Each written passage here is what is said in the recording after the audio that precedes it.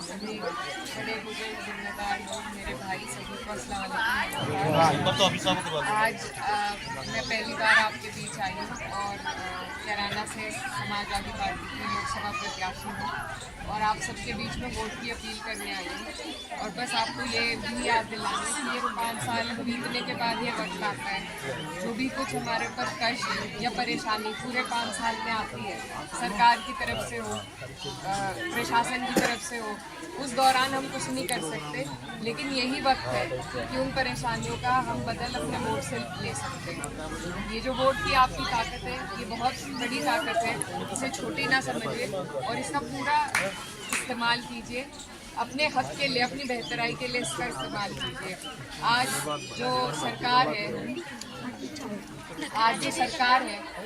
उसने किस तरीके से हमें सभी को परेशान कर रखा है। आप सब फ़ोन चलाते हैं, इंटरनेट है, आपको सभी को मालूम है, रोज़ कुछ ना कुछ वाक़ये ऐसे होते रहते हैं जिससे आपको हमें शर्मसार होना पड़ता है।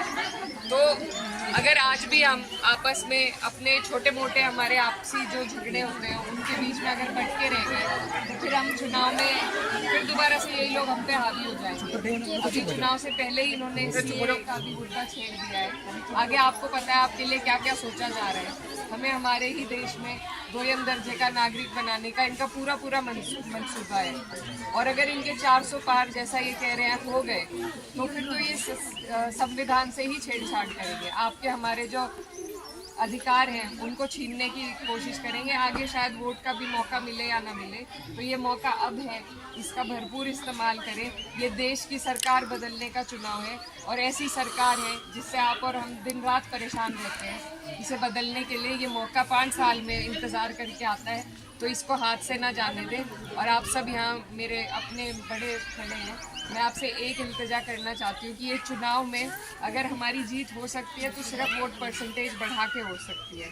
अगर आप लोग सब कोशिश करके उस दिन एक वोट निकलवाएं और डलवाएं और जो हमारे साथी हैं अगर वो सब वोट परसेंटेज बढ़ा दें तो इंशाल्लाह हमें कामयाब होने से कोई नहीं रोकेगा। आप सबसे मेरी ये भी गुजारिश है कि ये चुनाव हमें बहुत ही संजीदगी से लड़ना है। हमें दिखाना कम है लेकिन करना ज़्यादा है। हमारे लोग ज़्यादा हम लोग हंगामे में वो हो जाते हैं और वोटों पे कम ध्यान रह जाता है। इससे सामने वाला सतर्क हो जाता है, जो हमारे मुखालिफ हैं वो सतर्क हो जाते हैं। तो इसलिए चुपचाप ही अपना काम हमें इस बार करना है। किसी को हमें ज़्यादा दिखावे की ज़रूरत नहीं है।